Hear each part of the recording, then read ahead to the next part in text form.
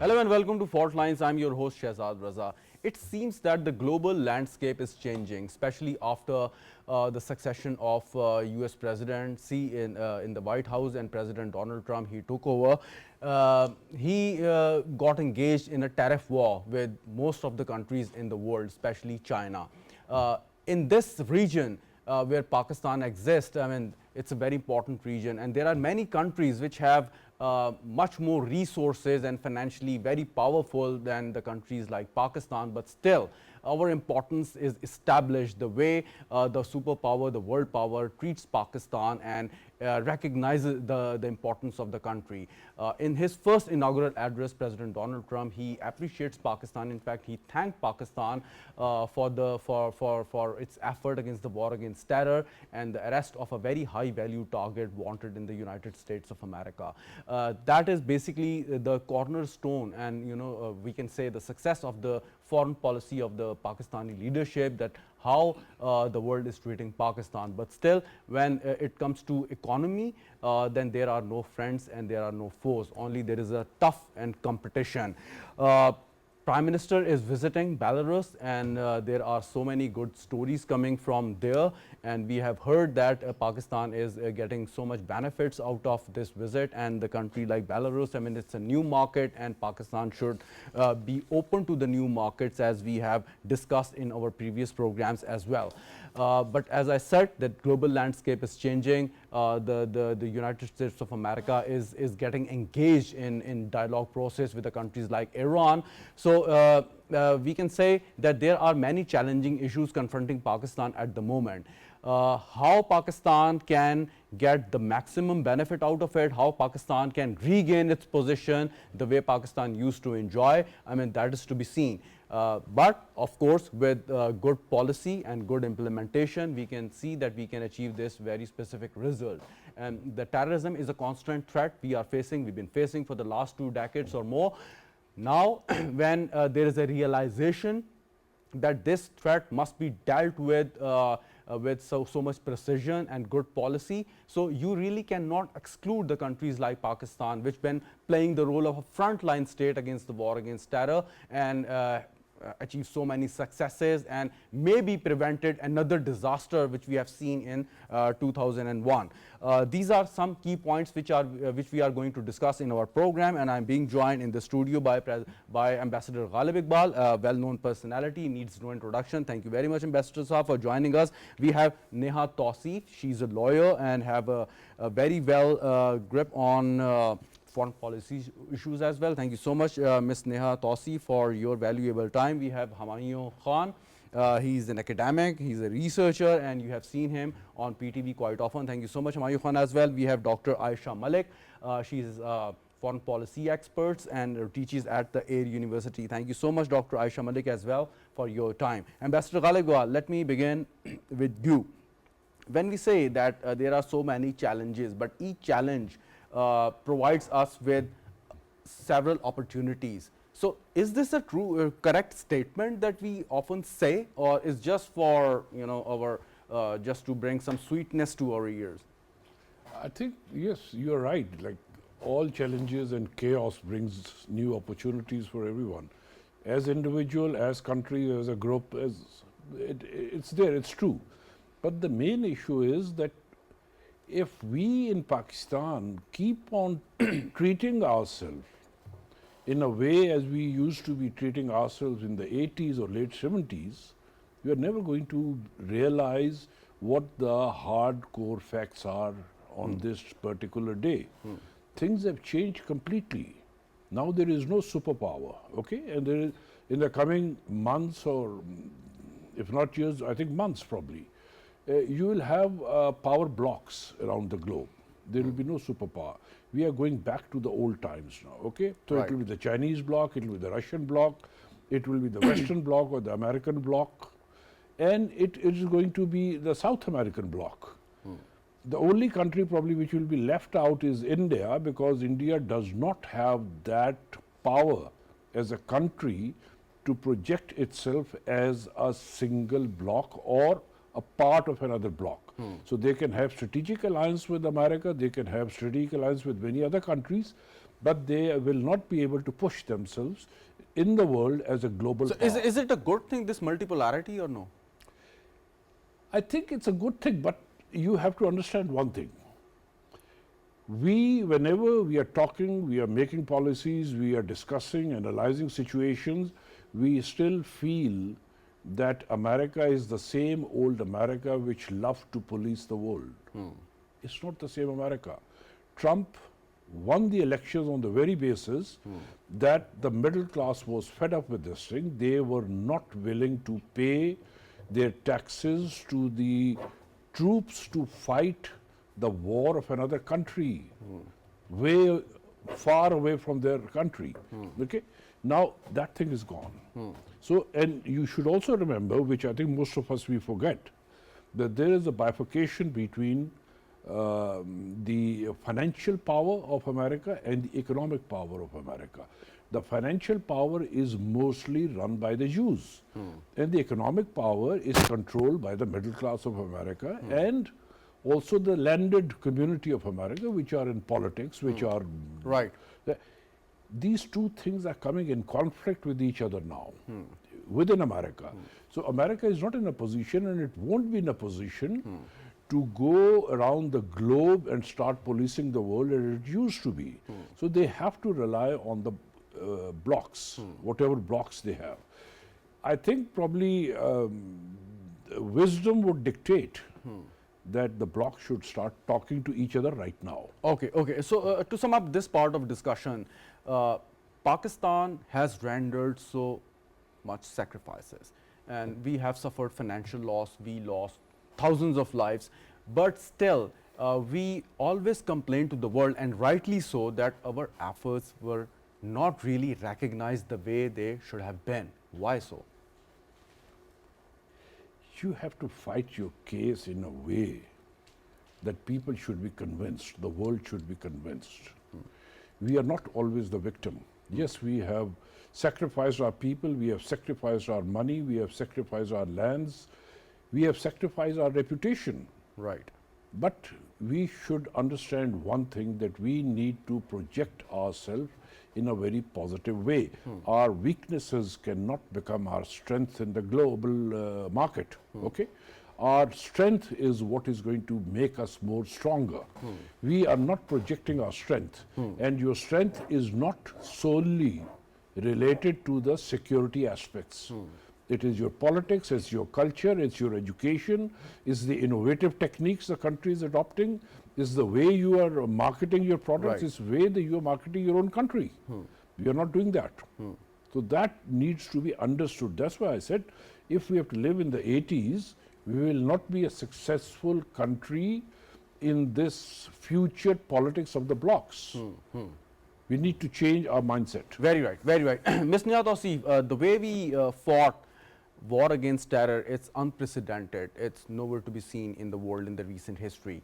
But as I earlier asked Ambassador Ghalib Iqbal, that why our efforts were not fully recognized, is it because of fact that we do certain part of the thing, and we surmount the challenge, but on the other hand, we really don't conclude it to the logical end. We really don't take it to the logical end. Maybe because of certain weaknesses on the system, legal system, prosecution, I don't know, the judicial system. What's your take on this?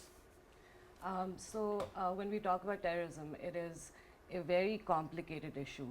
And when you talk about different systems which are involved in dealing with terrorism, you have the agencies, intelligent agencies, then you have the courts, right? So anyone who's involved in terrorism, according to the law, under the act that we have from the 1997, you're supposed to try them in the terrorist courts Right. that are established under those acts. But then when we talk about courts and cases being heard in a court, you have some fundamental rights. You have to ensure that the people who are involved in the cases are being treated fairly and the due process is being followed. But when you talk about the evidence which is being brought forward by the intelligence agencies, they do not really meet the criteria in the court, right? Some of the evidences are not actually admissible in court. So it is hard to build the gap that we have between dealing with the terrorist activities and then dealing with them in court and actually making sure that the due process is being followed. But we have seen a lot of blame game in the entire process. I mean, the judiciary is blaming the prosecution on some other person. I mean, there's a lot of blame game going on. You must have noticed that also. I mean, that is what happens in the court, right? But at the same time, there is another debate which is going on, whether these civilians should be tried in a military court or in like normal courts. And I think that debate is there because it is hard for them to prosecute terrorists because of these issues that are there in the system, in the judicial system, and because we are part of a lot of international obligations as well.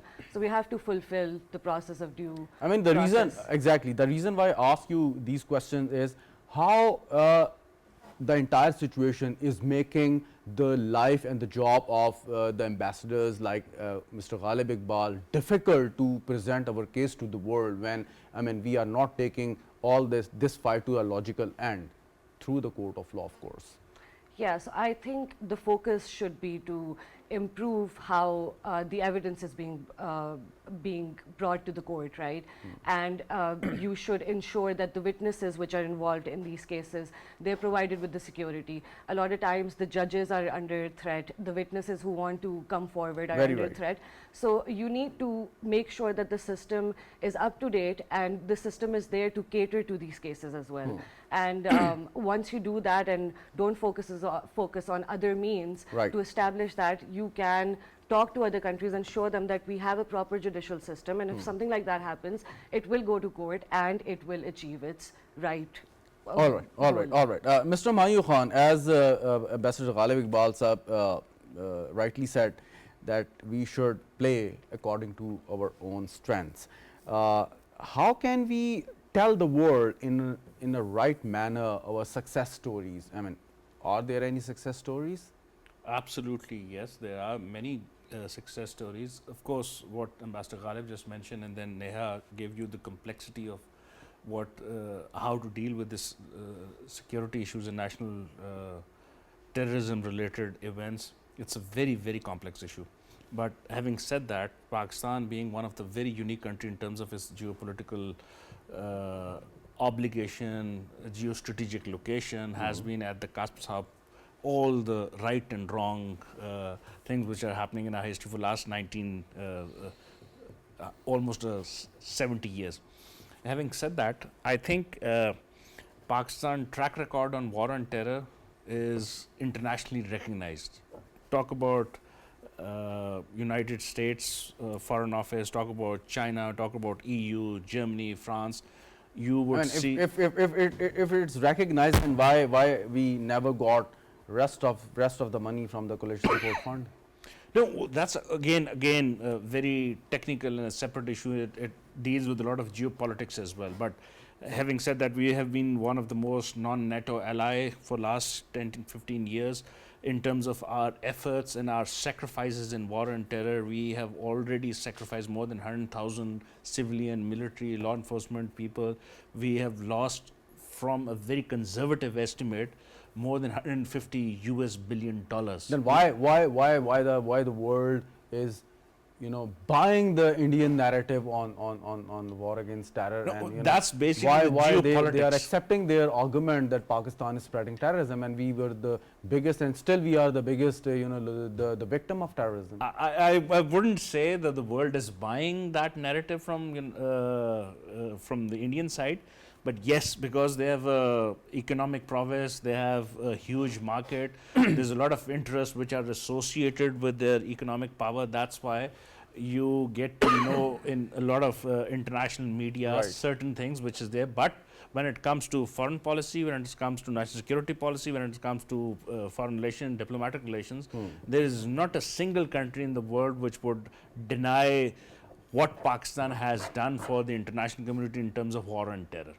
I think it's absolutely, it's like the most hard fact. But Which you recognize the fact that we are living in a very, very difficult neighborhood. it's a very complex world. It's a very difficult neighborhood, and that's basically the good policies of the government, in my opinion. Obviously, there are certain lagging at A and B in different areas, but our foreign office, our military, our politics, our diplomatic community, they're Right. doing a very amazing job, despite the fact that there's a huge aggressive neighborhood on your left and right. You're still able to be, we have American delegation coming to Pakistan. We have a huge mines and minerals summit which just concluded a few days ago. Exactly. Then you have, you just mentioned in your introduction, Prime Minister and his entourage was in Belarus, and we had 150,000 jobs secured. So that shows, your foreign diplomatic and security policies are on the right track. There are 76 years of bad governance, issues of geopolitics. There are many areas where we could just blame our government and our people and our policy makers, but there are very good areas as well. So I think we need to focus on some good areas as well. On the governor side, I'll get back to you. But Dr. Ayesha Malik, as Humayun Saab was just mentioning, the difficulty of being here in South Asian region and this very difficult neighborhood. So we used to, people used to tell us, our teachers, intellectuals, that the geography of Pakistan is the biggest and the largest asset, but now it turned out to be the biggest curse. Sorry to say that. So how can we deal with this when we are sandwiched between the two hostile neighbors, and on the other hand there's Iran facing immediate sanctions from the United States of America? So how can we live like that, and for how long? I mean, we need to do something about it and convert into again in our asset. Thank you so much, Shahzad.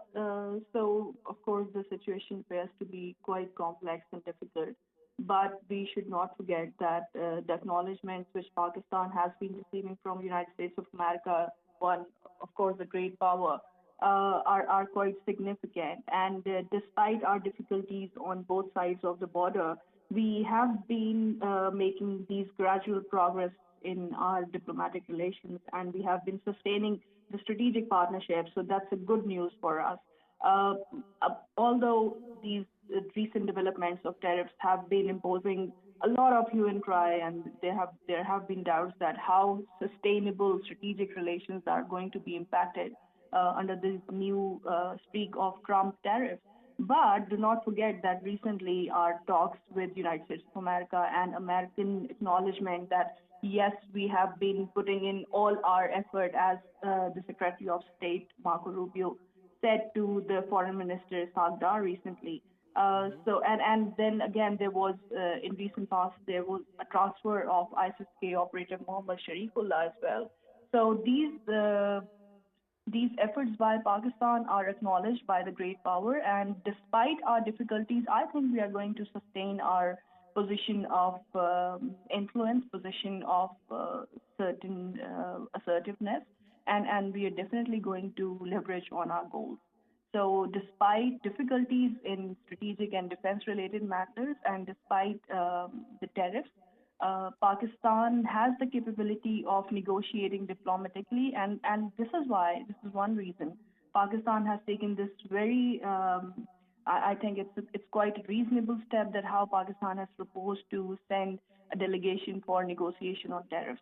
So, despite the difficulties, I would say that the efforts uh, should be given given given our relationship with China, we really cannot side with the United States of America. And if well. there is a growing interest of the United States in Afghanistan again, then there might be another utility of Pakistan in the eyes of the Americans. But I don't know that it is going to be seen in near future. We are also a geopolitical leverage for United States of America, and geopolitically speaking, U.S. has recently been taking much interest in our mineral industry. So let's see how does it go, because in USA and in China, one of the future wars are going to be one of the future, I shouldn't say wars, but the conflicts or the competition is going to be in the areas of clean energy. And whoever has the control over the minerals would lead the world.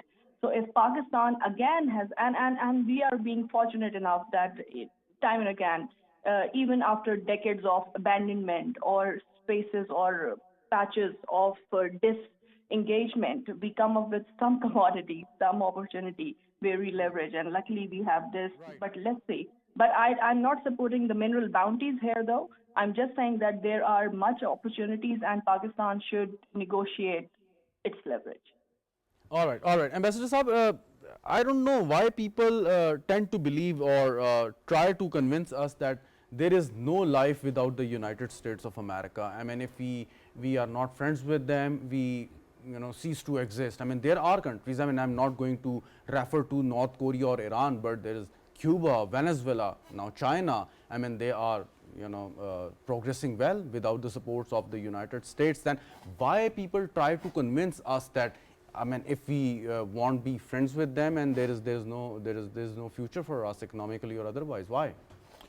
I firmly believe that we can have good relationships with China and at the same time with the Americans.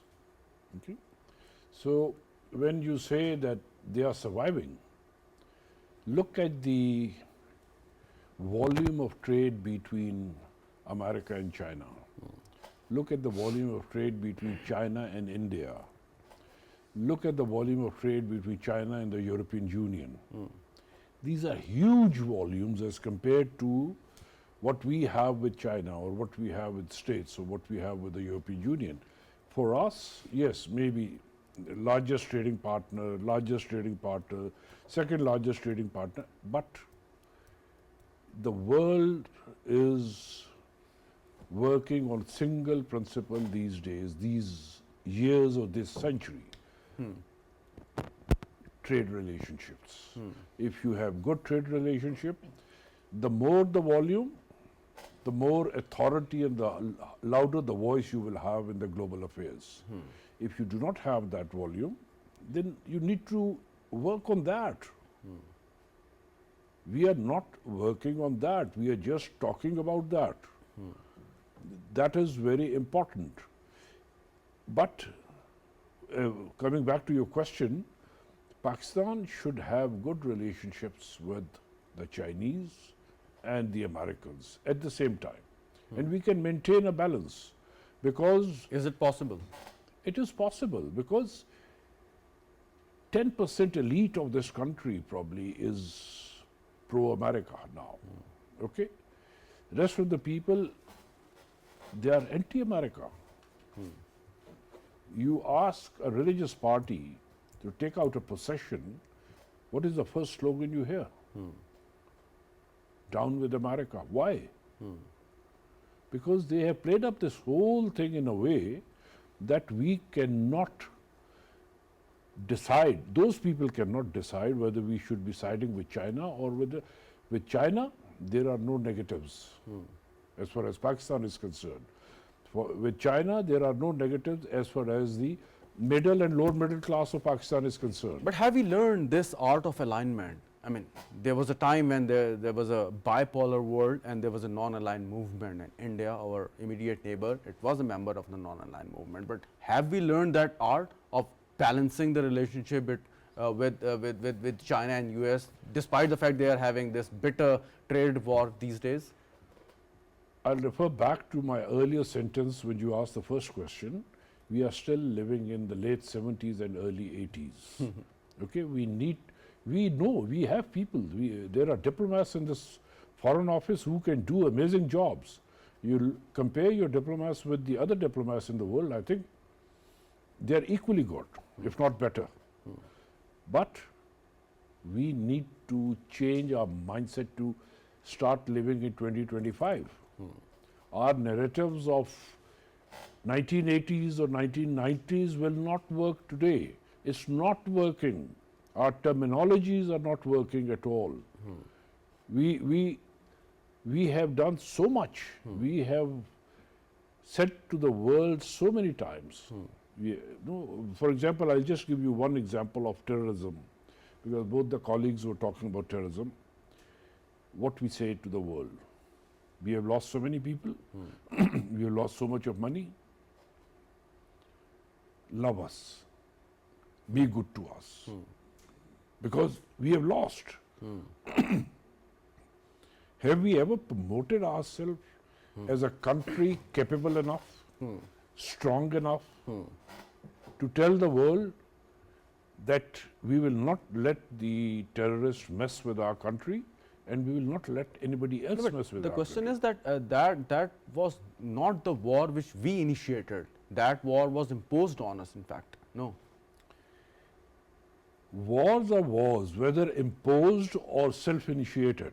Okay. You accepted the consequences of those wars, and then you took part in that war. Now we should be responsible enough and behave like adults to accept that the good things what we did are for the good of the world and for our own country too. Was it good or not? That is debatable. Right, right, right. Ms. Neha, you think that our expectations to the world are unrealistic? In what way? In the same way which I asked the ambassador, that we have done so much to ourselves and to the world, of course, but our efforts or sacrifices, they were never recognized the way they should have been. I mean, at times they were recognized as well, right? But then at times you won't have them recognized because you're existing in a world where there's so many different things happening, there's so many different countries at play, so you have to maintain your relationship with them, and at the same time when you are trying to maintain that relationship, you will have enemies and friends at the same time. So some of your efforts will be recognized and some of them would be ignored.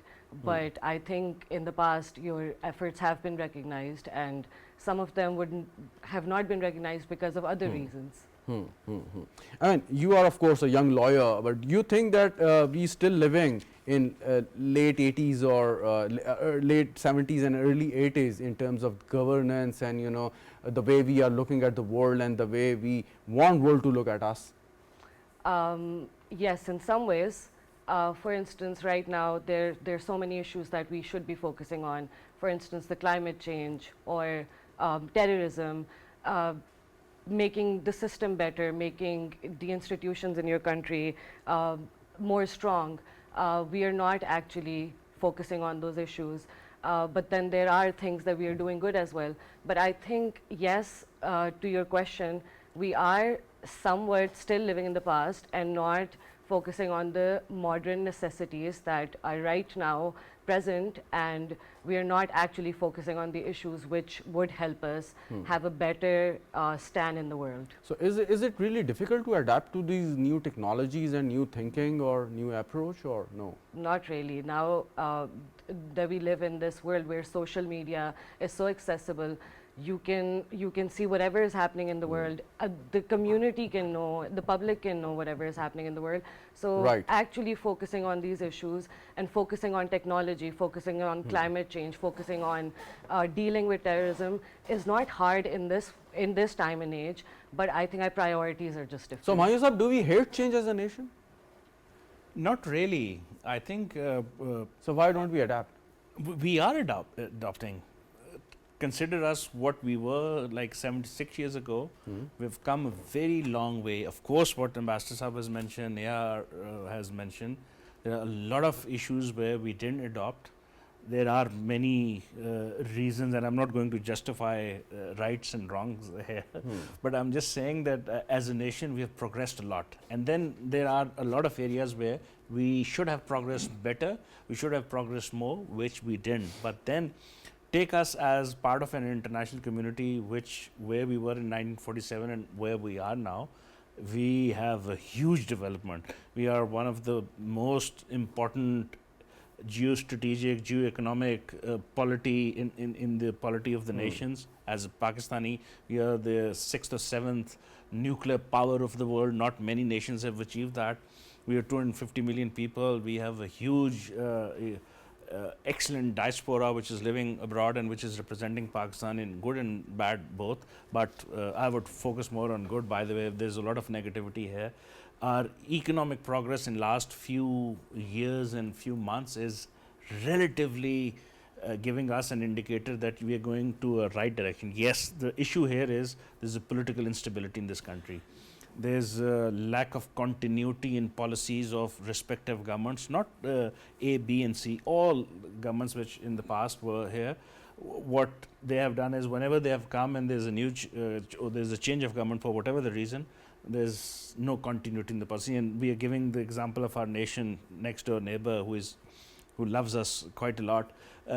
They have this good policies that they continue their policies. What we did was, if there was a good policy by PMLN, People's Party probably didn't agree with that. Unfortunately, is it harmful or wrong for any government who's been giving mandate by the people of Pakistan to adjust or change policies according to its own liking or according to its own manifesto, change the policy altogether what previous government was following? well, I think given the way you put the question, I say yes, it's wrong. I think the policies should be adjusted in terms of how the people of this country should benefit in terms of the larger outcome of that policy. President Trump is doing these days. Well, I don't think he's doing very good to his government. There's a very... But he has the mandate, of course. I mean, he has all the justification to make any policy he wants. No, he's a populist leader. He got into the election the way he has got, and I'm not going to comment on that. I'm just saying the way the current policies, and particularly I think you are referring towards the trade tariffs. I think it's in a way, and this is my opinion, and I could be wrong as well, it's harming the United States' global ambition as a global leader, the leader of the free world. So in general, it's bad to change a policy. No, it's never specifically economic policy. No.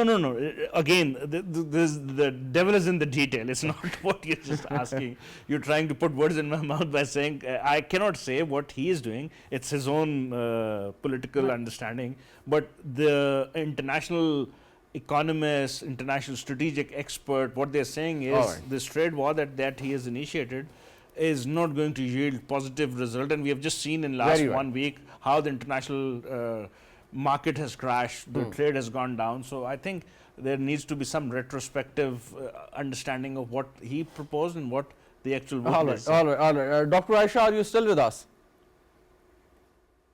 Yes, I'm here. All right. The question, how important is to change the mindset and adjust yourself to the modern needs, and how important is to have a forward-looking approach? And you think that we are lacking in that aspect or no?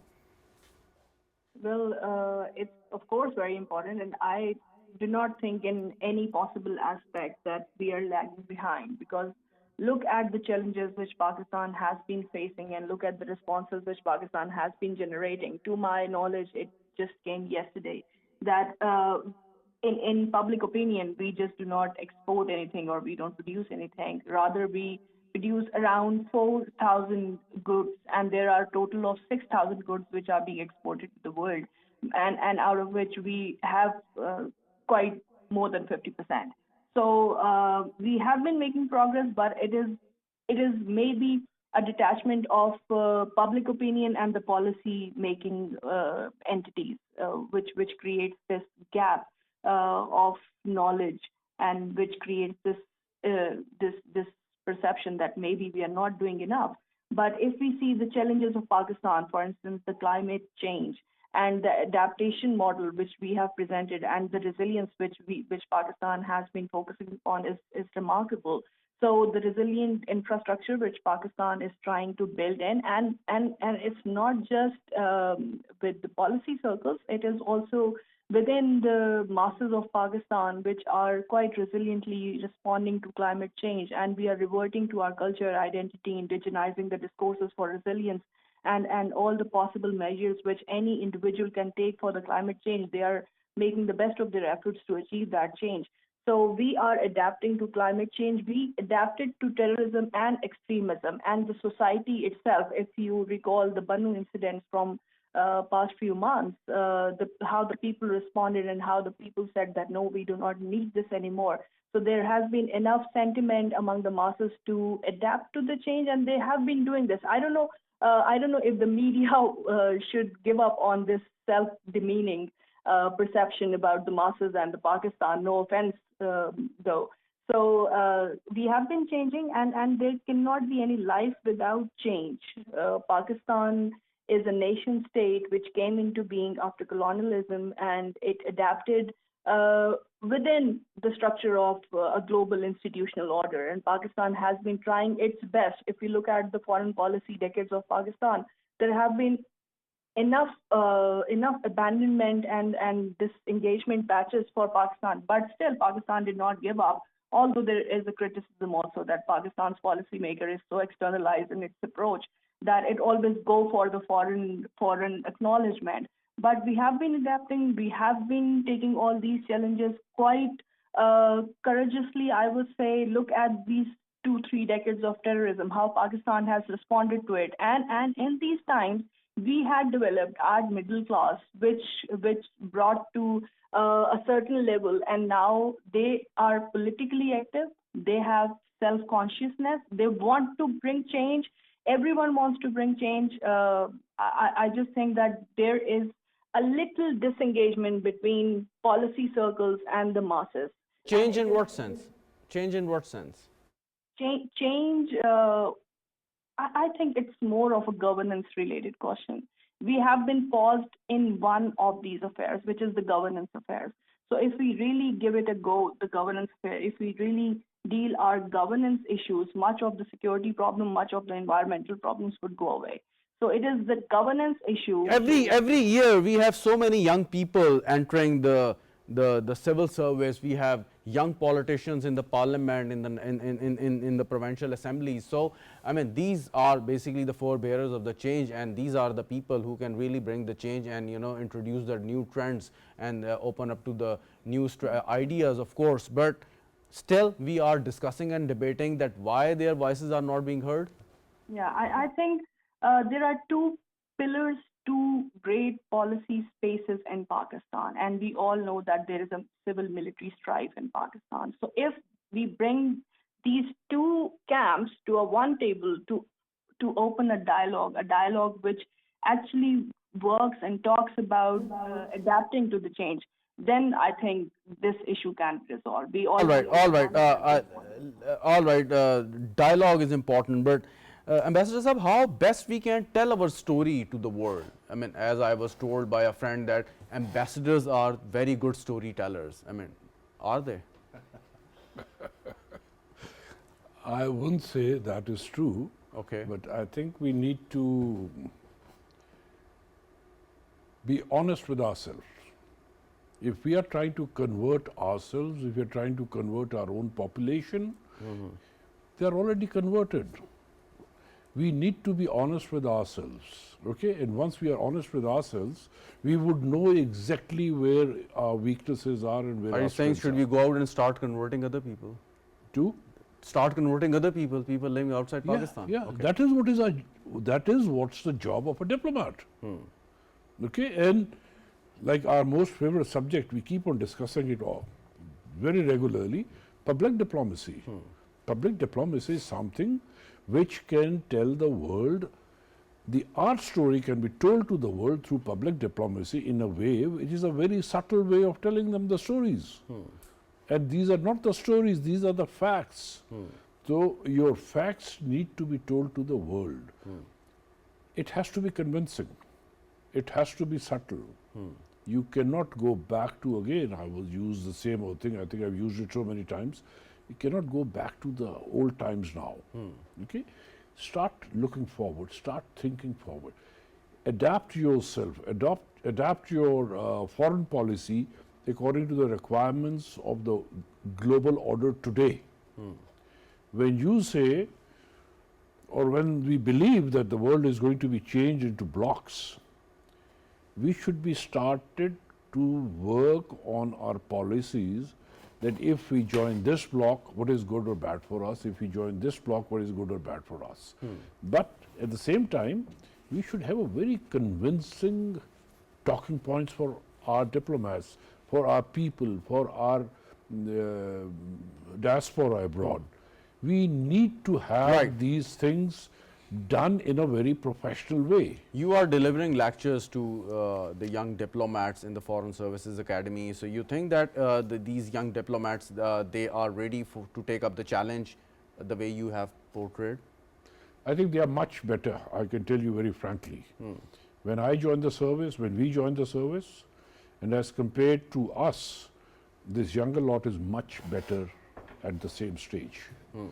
So I'm pretty sure that once they rise up the ranks, they are going to be much better. Any last thought on this, Neha Ansari?